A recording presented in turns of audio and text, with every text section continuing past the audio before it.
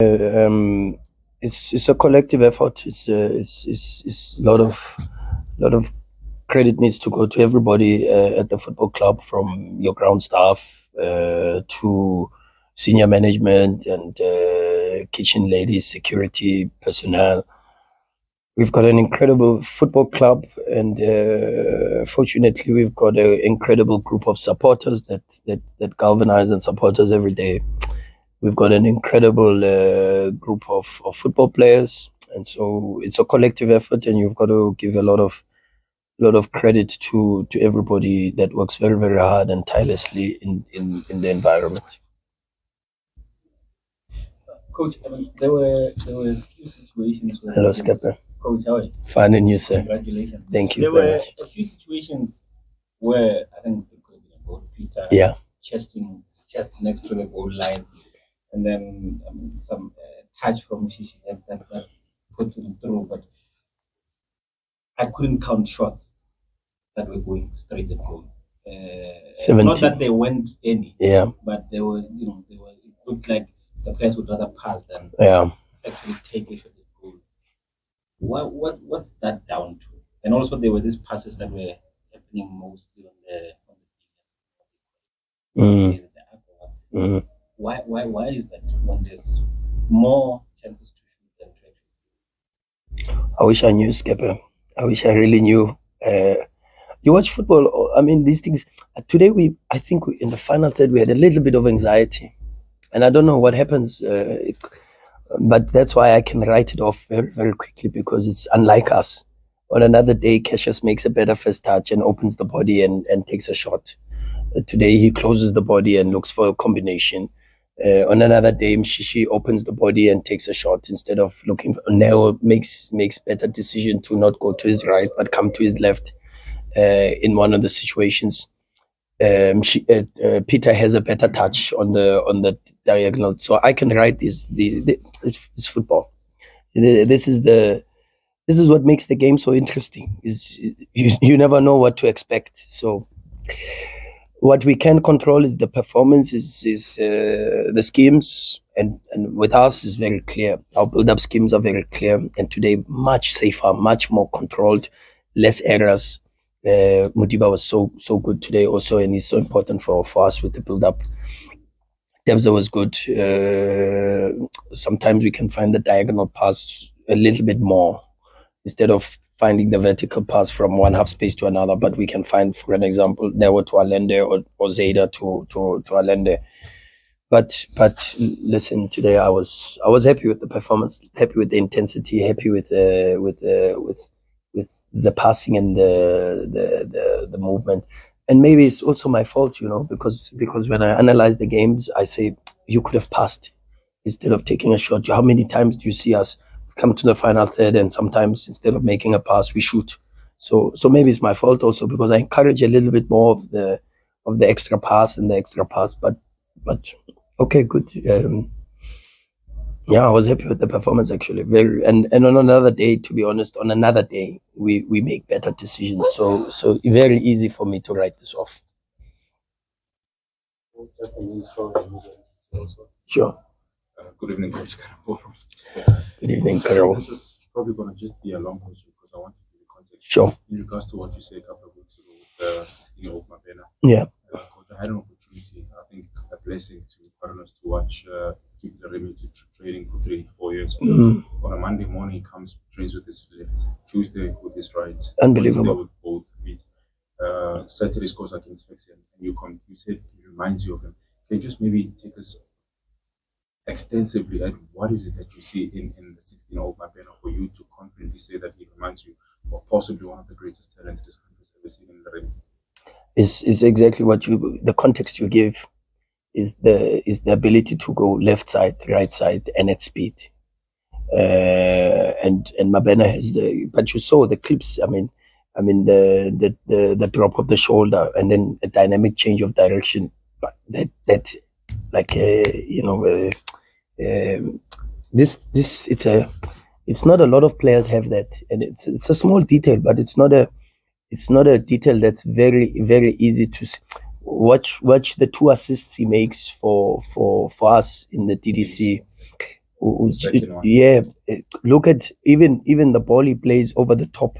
That 100%. But how he drops the shoulder to create space in here, and no, but bright future. We just have to be very careful. Not too much noise, man. You know, I always say, I said it about Cassius, and I had to manage Cassius when he came back from Bafana. You know, because the youngsters need a little bit.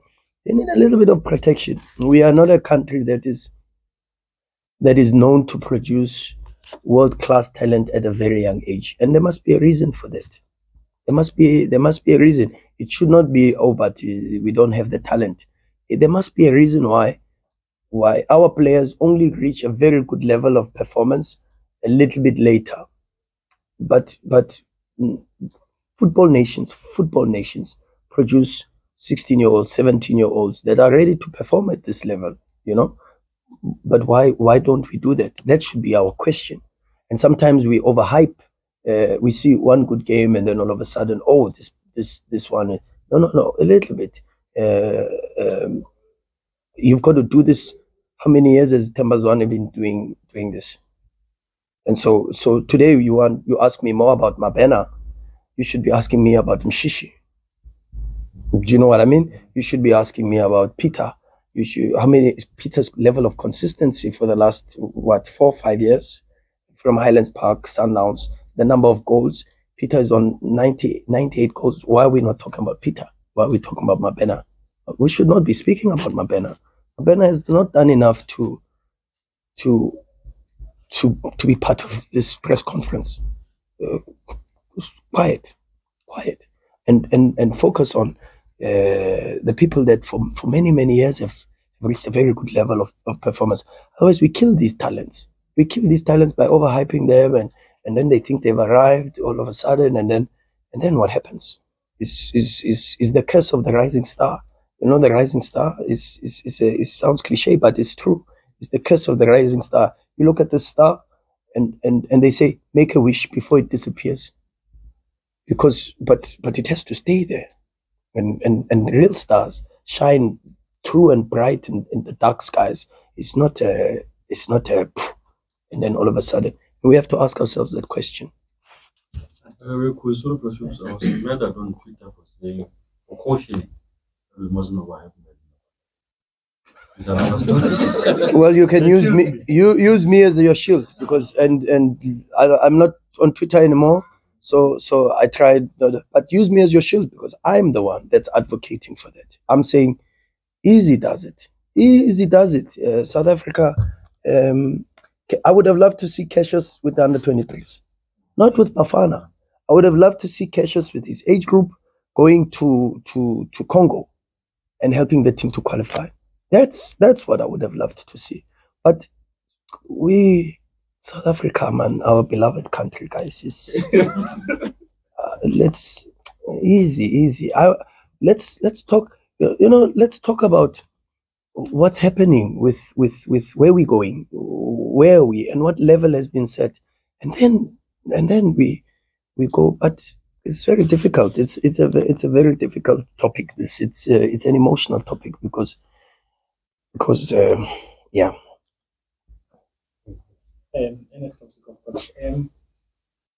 Coach, I've spoken to the Bendel coach, Vincent. He speaks highly of you. That he is his role model. I'm humble, thank you. We have the young master there who's busy coaching. I'm not Good guy. But I'm done with my coaching. Yeah. Congratulations. And he speaks of you being the youngest coach to any kind of message, coach, that you can send to those young upcoming coaches that want to do that. Sure. I'm not worthy. I'm really not worthy. I've got a lot more flaws than a lot of people think. I've got so many weaknesses. It's not funny. And all I can say to the people is just continue to work hard, believe in yourself, even when no one believes in you, and just keep refining, your craft, and keep believing in what you believe in, and eventually it will pay off. it's the same for coaches. It's the same what I say to you guys about the youngsters. You know, I'm not worthy. Um, there's a coach like Evan Hunt who's done this for many years. I've still got to do this for many years, and then we can discuss about what advice can I give to the youngsters. I'm not worthy. I'm improving. I'm learning every single day. I watch football everywhere. I watch even in leagues that you don't even expect me to watch because I want to learn. I want to improve. I want to get better. You know, so I'm not worthy. I'm the last person you should be asking for advice. There are people in this league who have done. Eric Tinkler has done this for many years, and so he's the right type of guy to sit here and answer your question about what advice. So, yeah. Coach, Sure, no. Coach, we are 14 days into the holy month of Ramadan, and I should think that you have some players in the team that Yep. How is the training load different to them? Like, because they're fasting and everything, and preparation for the game. How's it different to the It's difficult. It's very difficult. We have strategies in place, and fortunately, we've got a little bit of experience having worked with these players already. So it's different in the context that Riyadh has different strategies because there's different family demands. There are some families that where the one part is Ramadan or Muslim, and the other part is not. So it's very complicated. But it's the work that the medical staff does. We as the coaches do. We monitor the training load. We try to give them a lot of moments in between where we know they have to break the fast. There's different periods where they have to pray. I was talking to Hashim Domingo. Hesh has lost so much weight, it's not even funny. And I say to him, what can we do? You know, there's supplements, but good, the players support each other. You see Peter supporting and carrying the lunch boxes, you know, because they've got to eat at a specific time while we are already here. And fortunately as well, we don't have too many. We've just got one in the technical team with GV, one in the administrative team with Khalid, and then we've got 3 players. But yeah, we've got to support them, you know, and give them as much help. You see it. It's not a new phenomenon. You see it yesterday in the Tottenham Everton game. You see it in the Serie A, where there was one player that had to fake an injury so that his teammate could get a banana. You know, these are some of the things that happen. But all in all, what's important is to give them as much support as we can. There's a bit of science now because it's happened for quite some time. There's some science that is done with the research that's been done. So we try to ask, especially some of our European counterparts, for strategies and see how best we can help. And that's what we try to do. We'll take the last 2 questions and move into the solo state. Sure, Sbu. The perception is that this has been an easy league, but of course, you've got your home trials have a lot of games. But talk us through what you had to navigate, which they had to be, but also some disciplinary issues and the Jali contractual situation that you had to navigate to maintain a PSL, as well as a captain. Yeah, top question, but I don't know how many minutes you have.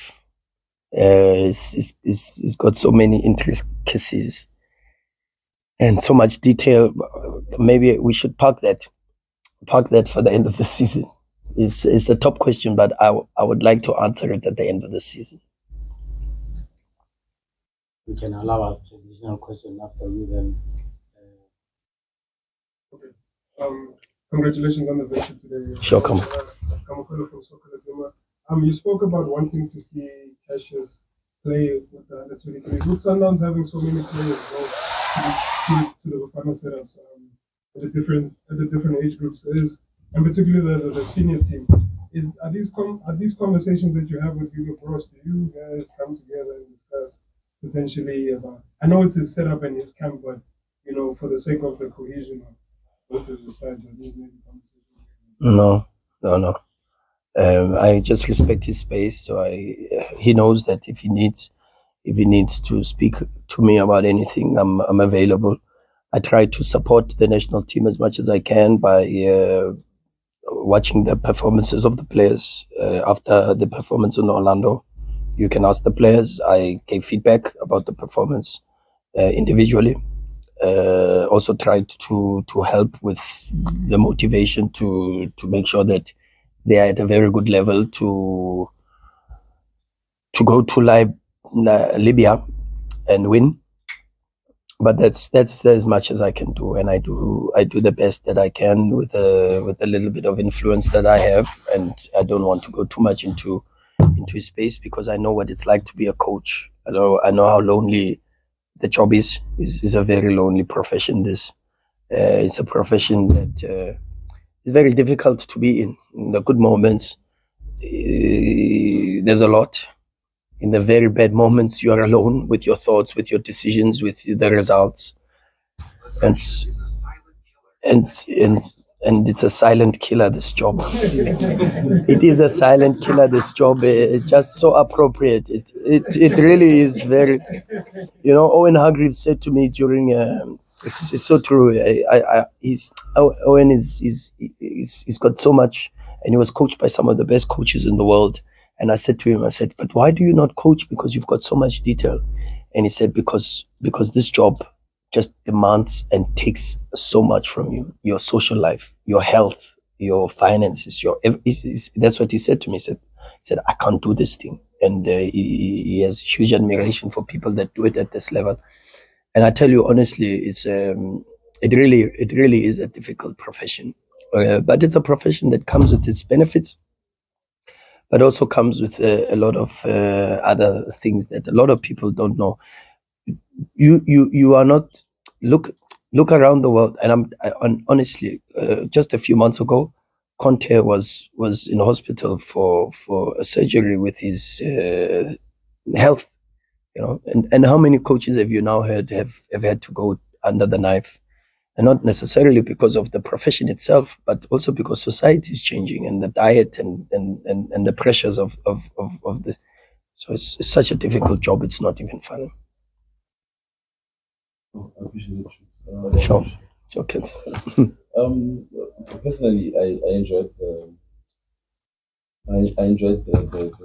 tactical approach by City. So my question to you and I last week learned about the sports. And I felt like they closed your sweet spots more than they brought their own game.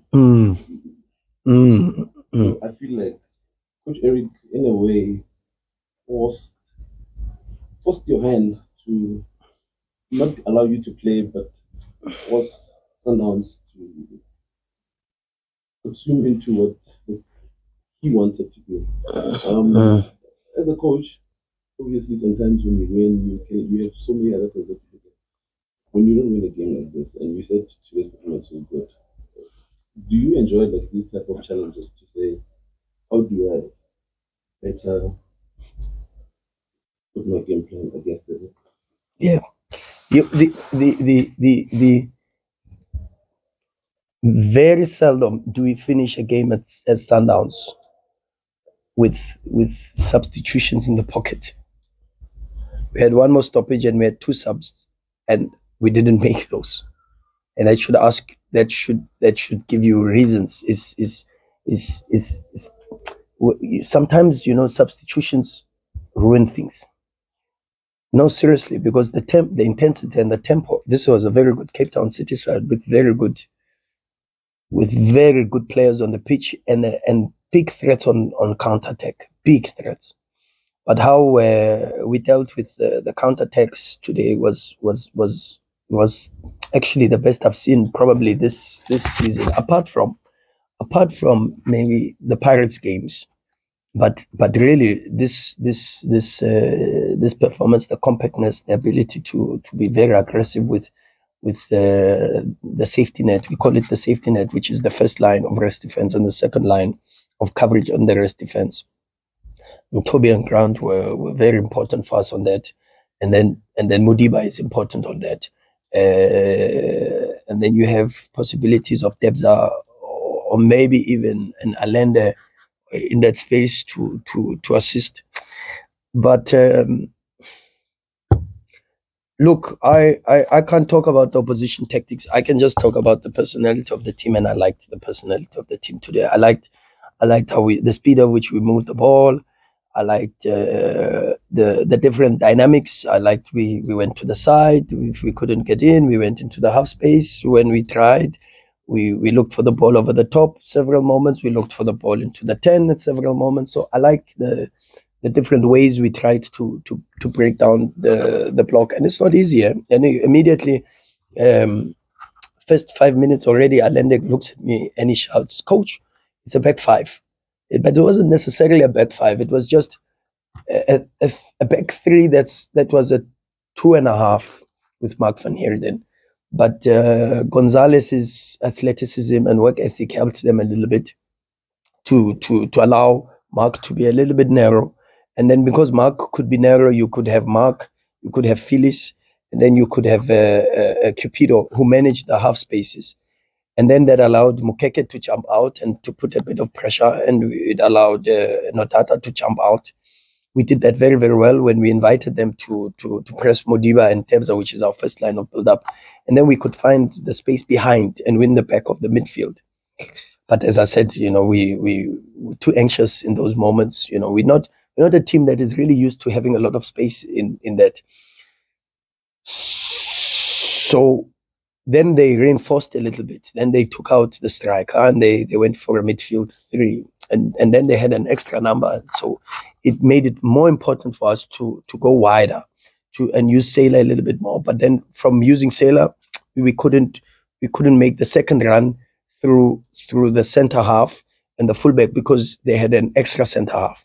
So even if you pulled one center half out, you couldn't get the space in. So it was very difficult. But then you go there, and then it's important to come very aggressively inside.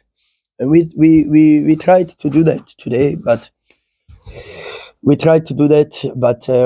yeah, as I said, we had a bit of anxiety, and you can write it off because it's a performance that was good, but it's just a performance that lacked a precision and efficiency in the final third. What I like is the clean sheet is back. We've been struggling for clean sheets, and we've been speaking about it a lot. So the clean sheet was back against a difficult side, with very Zapata aggressive with the space behind, Gonzalez speed, aggression, Mayo speed, aggression, unpredictability, left foot that goes outside and inside. You saw first half that situation where he went, dropped the shoulder, and he came in with Grant, and then he tried it in the second half, and Grant knew that he had to close the left foot more aggressively, and he did exceptionally well. So very proud of the players, proud of the performance, and I think it was Ateta that said it, but I love this group also more today than in a lot of other matches where we've won.